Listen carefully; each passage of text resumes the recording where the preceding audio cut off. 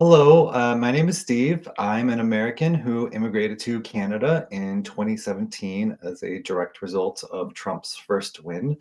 It's one of the greatest decisions we've ever made. We're suddenly getting lots of questions from other people about immigrating to Canada, so I thought I would make this video to explain the process that we went through and what I know of the process now and how others might be able to go through that process. I'm also making this video because I see on social media, people are frustrated. They say, "Oh, I want to move to Canada."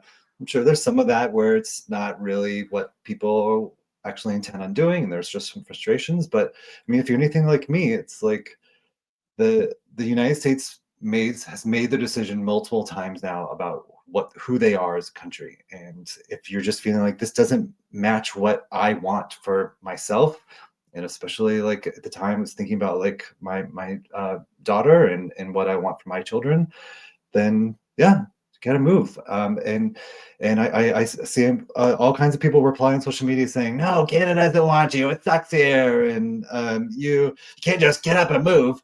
And just these, most of that is just not true. The Canada has just been so amazing. We absolutely love it here. I'll make a separate video after this to kind of talk about kind of our experiences in Canada, what we've loved, what we haven't loved. And Canada's immigration program is fantastic, and it's just so logical. It makes so much more sense. And Yeah, you can't just up and move, but they make it possible. You can move, you can do it. Well, maybe you can do it. So I'm just going to kind of go through what the steps are and how this all is. I am not an immigration expert. Double check all these things I'm saying. Um, let's get started. So, Canada's immigration system, the main one that you'll be interested in, is called Express Entry. It's kind of like a points-based system. That's what it was originally built to be, like a purely points-based system. That's how when we got in 2017, we happened to have enough points, and I'll go over how that all works.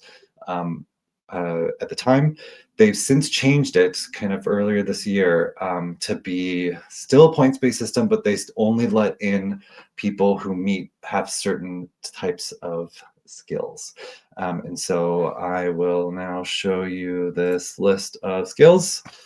So all these link pages I'm going to show you here, I'll put links to these in the description of this video. So this is kind of showing what the different skills are. So if you have French language proficiency, Canada's pretty jazzed about that because of the bilingual nature here. But then here's the list of skills that you probably aren't too surprised to see. So if you think that you have one of these skills, you can click through here and be like, okay, I guess I do something sciencey, and you can go and look through this list. Each one of these skills has kind of a different set of things that you'll need to do to prove that you have those skills, or kind of that says like working with the last 3 years, stuff like that. Okay, so your first step is to review these things. Either if you're married, then you can kind of pretend that you're your spouse when you're reviewing these things. If you don't meet any of these skills, unfortunately, your options are very limited.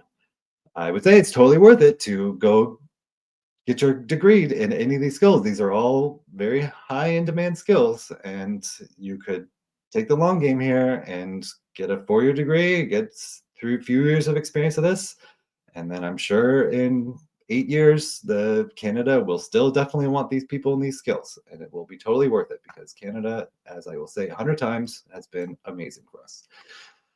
But if you don't have these skills, but you have a very high CRS score, it could be worth going through the process anyway of putting in your application and seeing in case Canada changes and is just starting to let people in generally who have high scores. And again, I'll talk about the scores in a moment. Okay, so I made notes, so I'll just reach those. Okay, so next thing you want to do is you want to go and look at this page. This page, Canada's a express entry draw every 2 weeks. This is not a lottery. This is like they're looking at your CRS score and they're saying, okay, we're taking in people who have this CRS score or higher. And then they kind of publicly post every 2 weeks how many people got an ITA, invitation to apply.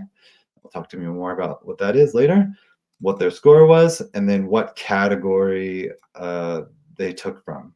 So if you're have a trade occupation, you would kind of look at this and be like, okay, they're generally taking people in the 400 scores for trade occupations. Um, there's this other category called provincial nominees. I'll talk about that later. I don't know, healthcare has got to be in here. Yeah, okay, so 4 to 45. So if your CRS score is, I would say, definitely if it's above what you're seeing here, apply. If it's within 10 of this, I'd say maybe you've got a chance that like in a few months at some point they will kind of reduce the score, that these numbers do fluctuate up and down quite a bit. Okay, so let's say you've done those things, you have one of these skills, and you know that you're uh, well. Let's go figure out our score. Okay, so then you're going to want to Google CRS scoring tool, and this is it. So there's other web pages that purport to be able to do the score. I'm sure they do fine, but the government of Canada's scoring tool is just great too. Okay, and so it's going to be lots of pretty simple questions to figure out your score. Um, if both you and if you're married and both you and your spouse have one of these um, like skills that will get you in, you're going to want to answer this thinking of which of you two are younger or most highly educated. And if you don't know either, just do this thing twice for each of you and see which one of you gets the highest score. When we applied, my wife got the higher score. She's younger and more highly educated. At the time, they didn't care that I'm a software developer, and so maybe I could have gotten in through that sort of thing. But yeah, for me, it was my wife. Okay, are they citizen, permanent resident of Canada? That's probably going to be no. Will they be coming with you to Canada? It's probably going to be yes. Okay, big question here. How old are you? You get, if you're anywhere between 20 and 29 years old, you get the maximum amount of points for your age. I think it's 100. Every year away from how old you are when you apply, it's minus 5 points. Canada wants people who are in their prime working years, and just they know just every year later you become less useful for society, which is just one of the many, you could say, cruel things about the process. But come on, it makes sense where they have to be practical about who they're taking in and why. Okay, so that means if you can apply, you do it now. Don't wait around. Let's just see what Trump does. No, we know what he's gonna do. We've seen what he's gonna do. So just apply now. Put so that you can kind of lock in your score. All right. So I don't know. This is not how old I am, but I'm gonna say that's how old I am. What's your level of education? Okay, so this is talking about like, have you earned a Canadian degree? Probably not. Or have you had an educational assessment for your degree? Um, I'm going to talk more about that in a little bit, but you can just kind of assume that this is the same as what you think it is. It's like, okay, yes, I have a master's degree, I have a bachelor's degree, whatever it is. Some of these like extra certificates, like if you're like, oh, I had a few month course at, I have no idea, figure it out. Like, I don't know if that counts as an extra degree or certificate. That just wasn't our situation. Have you earned a Canadian degree or diploma? Probably not. Okay. For your languages, you're going to have to prove that you are fluent in English or French. I'm assuming that you are fluent in English. So you're going to have to take an English test. Again, I'll talk more about that in a bit, but for now, let's just pretend that you have taken your test. Let's pretend this is the test that we took, and with my understanding is the most common one you can take in the United States. And now let's just say that you got a perfect score on your English test. Your speaking score, for sure you're going to do great. If you grew up in America, you're going to do great. Listening, so you have to, it's like a half-day test where you go in and you're in a room and it's super monitored. It's actually kind of interesting. Listening score, you gotta be a good listener. You're just getting two people talking in a conversation, and it's going to be like, oh, which bank should I go to? I was thinking the one on 3rd Street. And then the other person's going to say, oh, I find the Third Street one quite far. I think Fifth Street is better. And then you have to like, people who aren't fluent in English are going to hear Third, Fifth Street, and Fifth Street and be confused and not know which one is better. And so if you're a moderately good listener, you'll be doing fine on that. Reading is going to be fine. Writing, you got to be a good writer. Let's just assume that you're a good writer. Practice your writing if you eventually take this test. Do you have other languages results? Probably no. Work experience. Okay, this is the other thing that trips people up sometimes. How many skilled work experience in Canada do you have? Probably the answer is none or less than a year. In the last 10 years, how many foreign skilled work experience? So if you're in the US, you're probably reading this being foreign skilled work experience. Why do they care if I've worked in Europe or Guatemala or whatever? Nope. Foreign means not in Canada. So this is your US work experience. So 3 years or more, I would assume, is going to be the case in order to qualify. Do you have a certificate of qualification from a Canadian province, territory, or federal body? I think this is the provincial nominee thing. And this basically gets you 600 points and you're in no matter what. And whenever they do this provincial nominees only thing, that's why the last time they've done this, it's 690, 600, which it's people who got 600 points plus you're going to get more than 90 points unless you're just completely pathetic. So that's why the provincial nominee things are like that. At the end of this, I'll talk a little bit more about, oops, I'm not going to do that. Do I have a valid job offer supported by this? Probably no. I'll talk more about this a little bit. This was the provincial nominee thing. So we're just going to probably say no to all these things. Okay, now you're going to ask questions about your spouse. I don't know. These are just like, do you know other people who are coming? Your spouse's education. Let's say spouse has this. How many years of experience does a spouse have? For some reason, the spouse we care about 5 years or more instead of 3. Again, assume that your spouse can pass an English test. And we calculate our score. My fake score for all these things is 472. Okay, so that could be good for you. And then you would come back in here and be like, oh, yes, I'm a trade occupation and I've got 472, which means the next time they do this a draw, I have a good chance of getting in. Okay. So let's talk about, I talked a little bit about that English test. So let's say you feel like you can get in. So now you need to apply. Before you apply, there's 2 kind of committee like things that you have to do. That's kind of a big commitment to actually making this happen. The first is take that English test. It's a couple $100. I don't want to say the exact cost because that's whatever we paid 8 years ago. Things could be totally different. It might be different in where you live. So Google that acronym that you saw before, IELTS, whatever, and find out how much it costs. And you and your spouse have to do that. Your children do not. You have to get your educational credentials assessed. This is annoying and costs a couple $100 per credential. You have to call up your university and be like, hey, can you send my transcripts and to this third-party entity? And then you've got to like send a diploma. It's just an annoying step. And again, a couple $100 takes time.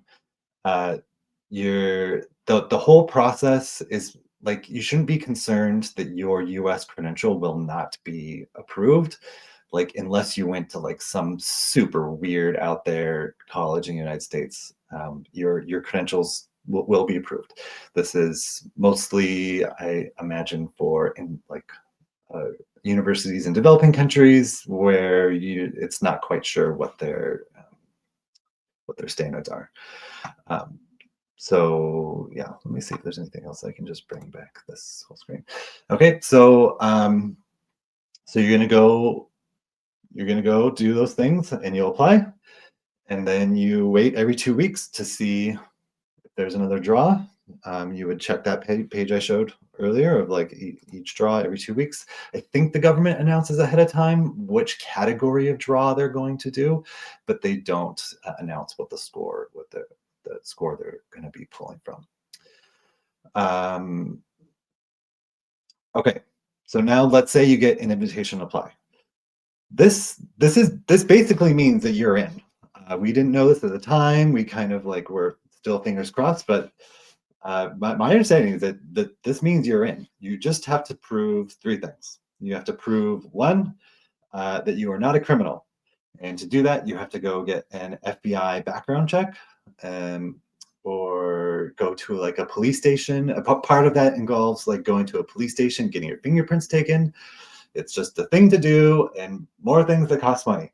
Every step of the way, it's going to be somebody being like, okay, you want to do this weird thing? Give me a couple $100s. And it just adds up over time. Every single penny is worth it. Again, we love it here. Like, I'm just so happy that we spent the money that we spent. But just be aware that a couple $1,000s to go through this process. Um, Okay, you need to prove you're not a criminal. You need to get a medical assessment. You cannot just go to your doctor and say, hey, can you write me a note? Nope, you have to go to a list of specific doctors that are on some webpage somewhere. And then you have to go, and that doctor, there was like two in Massachusetts that we could go to. And so that doctor has special things that they have to do to send information to the government, to show that you are healthy and you won't be a burden on the healthcare system here. You know, we all have our medical things. I can't say what kind of things the government is happy accepting and versus not. So if you have a medical issue, go look it up. I'm not the person to ask for that kind of stuff. We're thankful that we're pretty healthy and didn't have this concern. So everybody who's going has to get that medical assessment. So like we had to take our newborn daughter into this doctor, and they basically just like measured her head circumference and weighed her, and that's literally all they did. And they said, okay, $150 please. And we're like, great, here you go, thanks.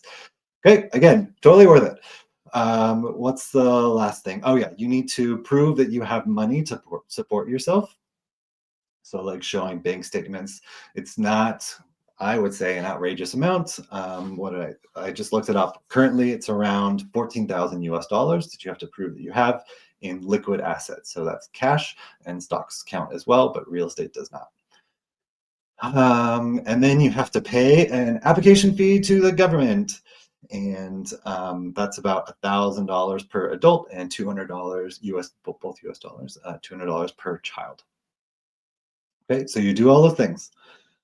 And then you wait around 6 months. We waited. It could be different now, around that amount of time, and you get just the greatest email you've ever gotten. That you're approved, and next steps for your landing process is what they call it, where you have 1 year from, I think, the date you applied, or it's generally around a year to go and move to Canada.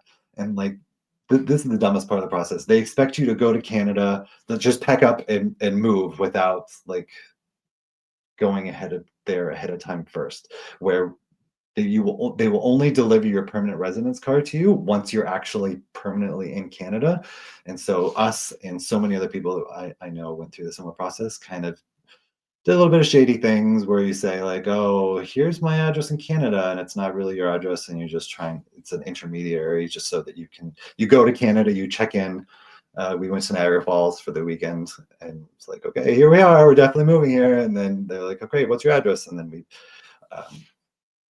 gave them kind of an intermediary address so that we could get our permanent residence cards and do more planning before we moved for real. Do not go to Niagara Falls to do this process.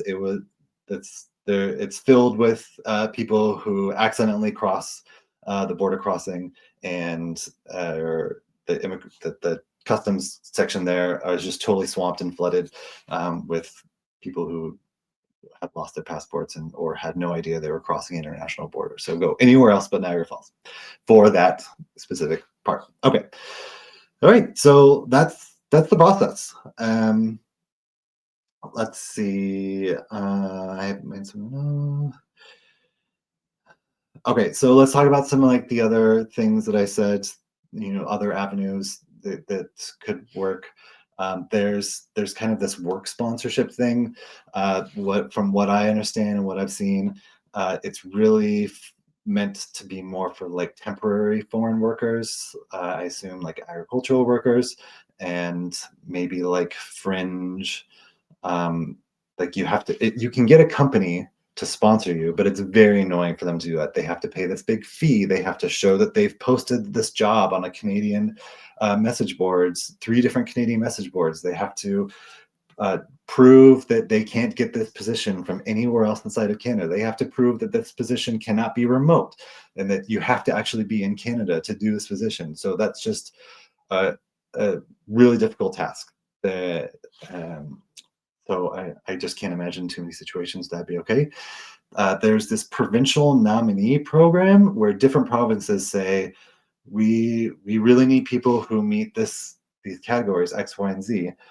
I looked at the ones for BC, but they're really all the same exact things that the whole government in Canada wants people to come in and do. So I like you if you're really desperate and you have a province in mind, you can go start Googling every single Canadian province plus provincial nominee program and see what kind of things they offer. But I will want to temper your hopes for that. Um, and then there's like, do you have a bonkers amount of money and plan to invest in Canada? Then there's provincial nominee programs for that. And I assume you do not have a bonkers amount of money. Okay, so that's the whole process. Again, I want to say it's entirely worth it, and I think you should do it if you think you qualify. I did want to give one other warning, and that is about this time next year, Canada will likely elect their Canada's own Trump as prime minister.